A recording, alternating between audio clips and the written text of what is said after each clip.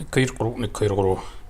За энэ удаагийнхаа яриагаар антропологийн одоо судалгааны арга зүй гэсэн сэдвээр ярих гэж байна. Ер нь бол яг альва нэг ухаан өөрийн гэдэг юм уу хэрэгэлдэг тийм нэг аргатай байх, судалгааны аргатай байх нь бол мэдээж маш том давуу талыг өгнө. За гэхдээ энэ ч одоо ингээл судалгааны аргагүй юм уу, аргатай сайн гэж одоо ингэж сайн муу гэсэн тийм субъектив өнцгөөс ярьж байгаа гэсэн үг шүү. Өөрөөр хэлэх юм бол хэн нэгний хувьд сайн байхад тэр сайн зүйл нь өөр нэг хүний хувьд муу байж болно. Эний чинь бол аль ч талаас нь ингэж ярьж баримт гаргаж, ницааж, баталж болох юм зүйл учраас тэгээд манайхны одоо юу гэдэг манай одоо хичээлүүд төр зааж яхад байдаг. Оюутнууд бол маш их асуудаг. Тэгээд аль нь зөв юм багшаа гэдэг.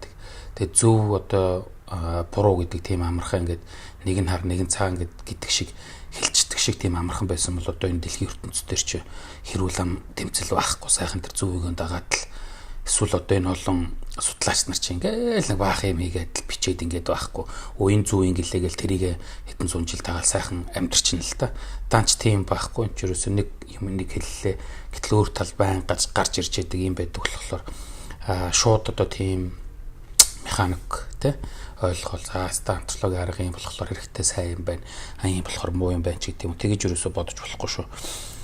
За тэгэхээр антропологи маш олон сурах хүчээр өөрийнхөө ийм судалгааны аргатай байгаа бол одоо их чухал антропологи бүрэлдэн бий болоход бол том нөлөө үзүүлсэн гэж үздэг. За англиар бол одоо participant observation гэж хэлж байгаа. Монгол руу орчуулахдаа бол одоо оролцсон ажиглах арга зүй гэж орчуулж байна. Бичлэн дагах арга зүй гэж орчуулж байна тий. За тэгэхээр энэ хоёр англи үгнийх нь ямар утгатай вэ гэдэг нь угаасаа бүгд хүмүүс ерөөхдөө мэдчихээг баг. Тэгэхээр ер нь оролцсон ажиглах гэдгээр нь жаахан явчих. За энэ яадаг арга вэ? Юу хийд юм бэ гэхээр энэ бол одоо хамгийн товчоор ойлгуулах юм бол энэ бол чанарын судалгааны арга. Өөрөөр хэлбэл нийгмийн шинжилгээ ухааны судалгааны аргыг ерөөхдөө нэг юм чанарын болоод одоо тоон гэдэг юм уу те ийм хоёр том бүлэгт хувааж штэ. За магадгүй тоон гэдэг нь бол манайхан харьцангуй илүү сайн мэддэг баг. Одоо ингэ нэг судалгаа хийгээд иргээл тэгэхээр дипломын ажил дээрч байд юм уу одоо семинарын ажил дээрч байд юм уу за зарим тэгээ бүр тэр том ажил дээр бол ерөөхдөө одоо бидний ярьдаг тэр нөгөө асуулгын арга эсвэл анкетын арга гэдэг янз бүрээр нэрлэдэг байдаг асуулт зохиогоо тест шиг одоо хэдэн хариулттай тэрнээсээ дугуулуулад тэгээ хэдэн хүн нь одоо юу гэж хариулж яах яаж хийж яах гэдгээр нь ингэж гаргаж ирдэг те мэдээж тэнд чинь бол төвлөлт эдэргээ хийн эдэргээ зөндөө тийм нарийн юм байгаа яг оюутнууд эдгээр ингээ анзаарч харж байхад бол тэгэл номын сан урддаг ч юм хаашаа чи ингээл яачдаг зөвхөн оюутнууд л дүү тэгэл манай зарим судлаач багш нар бол тэгж байгааг би нүдэрээ харж л байсан тэгэл ингээ шууд хамаагүй тараагаал ямар ч төвлөлт байхгүй те тэгдэг нэг юм байгаа. За тэрийг бол яг ингээд яг ном журмаар нь хийгээд ингээд явах юм бол ерөөс өдөр чинь нэг 5% л зүрхтэй дээр гардаг гэдэг тэгтгэлтэй уус сослог сурахч гэдэг.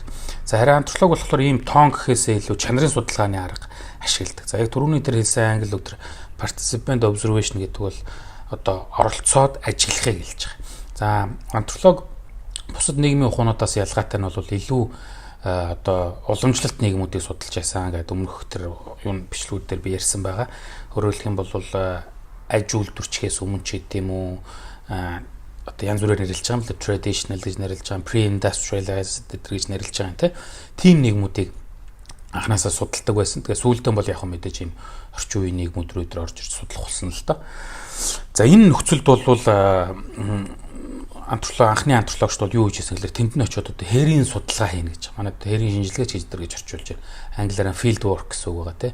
Тэгээ тэнд очиод тэдэртээ цуг амьдраад тэгээд одоо хөлийн сураад олон сар жил зарим нь бол тэгэл амьдралынхаа туршид л очиж штэ. Одоо их сургуулийн нэг профессор нэг антропологч багш байлаа гэхтэл одоо хаана яа гэм Папуа Нью-Гинег ч юм уу Амазоныг судалдаг бол тэгэл боломжлохоор бол тэгэл тэндээ очиод л судалгаагаа хийгээд л тэдэр ингэт юм байна, эдэр ингэт юм байна. Тэгэхээр ийм болт юм шүү, тийм болт юм шүү гэд. Өмнөх төр соёл эдэр гэж контент төр бид нар ярьж байсан.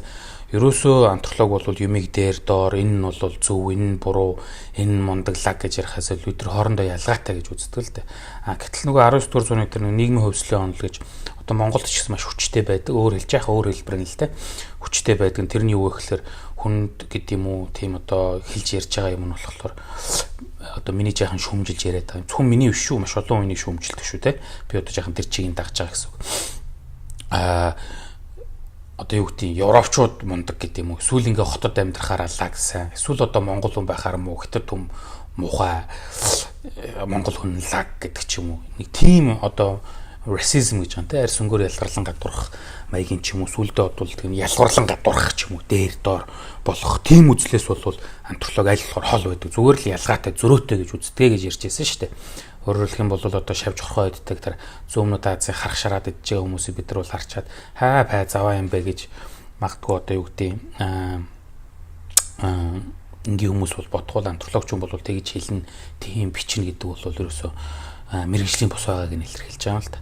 За тэгэхээр яг иймэрхүү шинж чанар элдв юмыг ч олж авахын тулд хүн яадаг гэхээр тэр судалж байгаа нийгэм соёлд удаан байж ижил нөгөө элдв юмыг таньж мэдэж ойлгох боломжтой. Тэрнээс ганц 2-7 хоног зөвшөлж очивол жуулч шиг байж байгаа.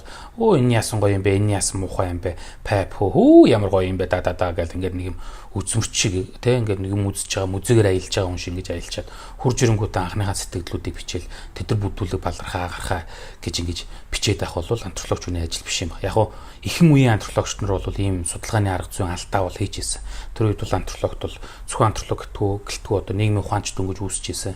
Нийгмийн ухаанд бол одоо тэр нийгмийн хөгжлөө бол их хүчтэй ноёрхсон байсан учраас европчууд өөрсдөө дээд арьсдан одоо мундаглаг бусад хүмүүсийг бол одоо доод арьсдан харах уу бүдүүлэг тэр хөтөл одоо африк хүмүүсийг бол сармагчингаас үүссэн хүмүүс бид нар бол адам яваагаас үүссэн гэж хүртэл номлож байсан шүү дээ.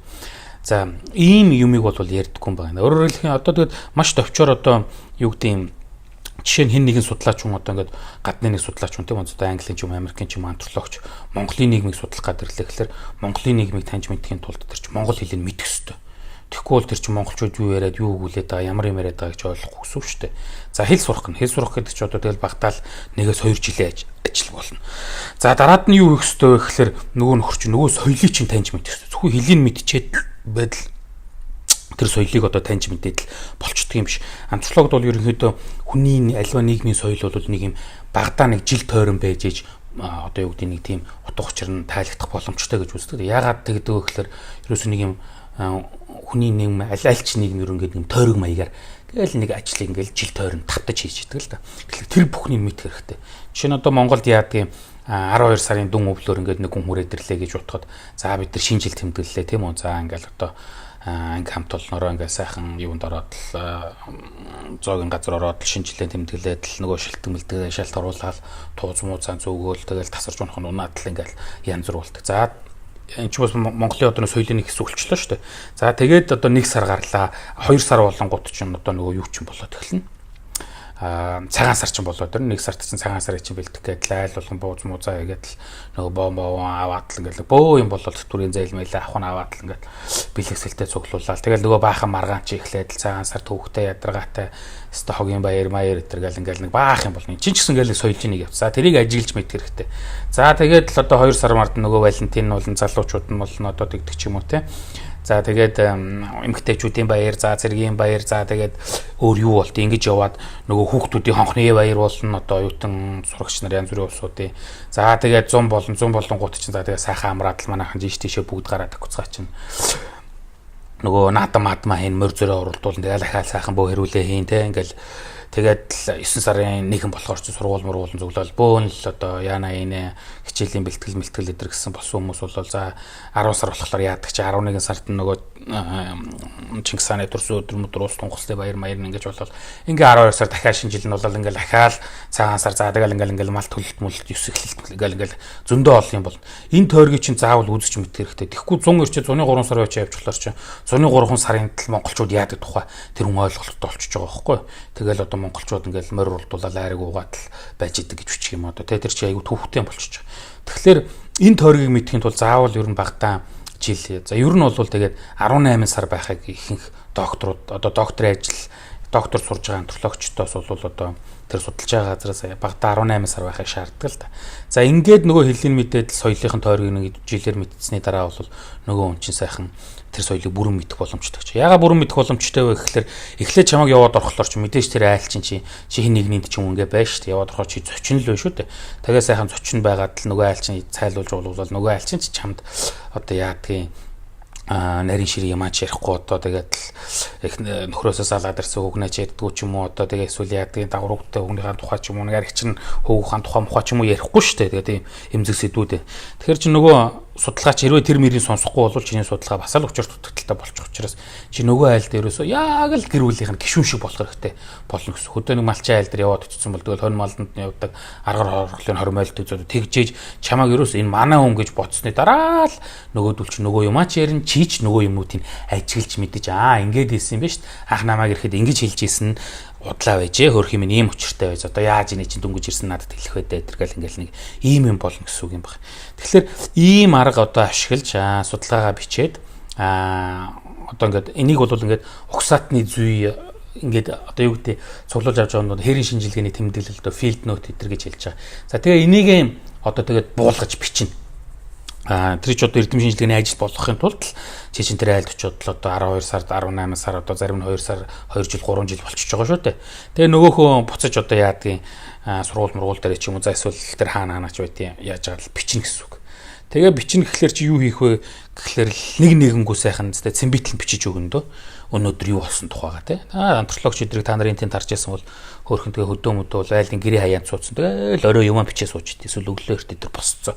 Нэг дэвтэр дээр тий. За ингэж бичихтэй одоо нэг алдартай антропологч Клиффорд Герц гэдэг хүний тэр одоо маш нарийн нэгт нямбай дүрслэн бичих хэрэгтэй гэдгийг л англиар бол одоо text description гэж хэлж байгаа юм л тий. Тэр арга зүйг бол дагахыг одоо маш их сануулд ерөөс айгүй олон сурагч дээр ч тэр хичээлүүд дээр ч тэр нь юу вэ гэхээр ерөөсөө юу устыг нэг нэгэнгүү бичих хэвээр.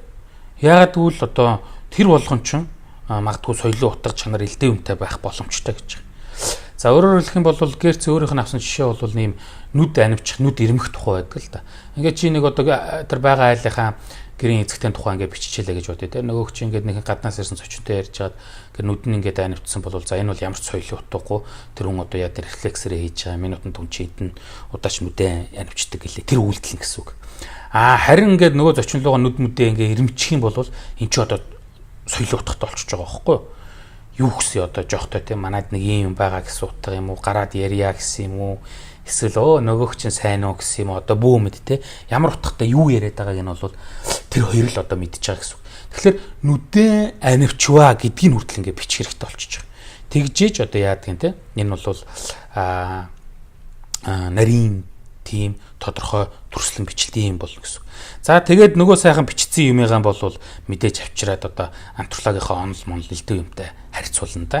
За одоо Монголын хөдөө нутагт байгаа нэг айлын залуухан бэрийн тухай ч юм уу одоо эсвэл гендрийн харилцааны тухай ч юм уу за эсвэл одоо юуны тухай байдаг юм судалгаа хийж байгаа морь малны тухай ч байдаг юм. Тэрний чинь тухай судалгаа ерөөсөө хийгдсэн их бага хэмжээнд заавал хийгдсэн байгаа. Ер нь заавал Монголынх байх албагүй айлын өмнө дээр бол.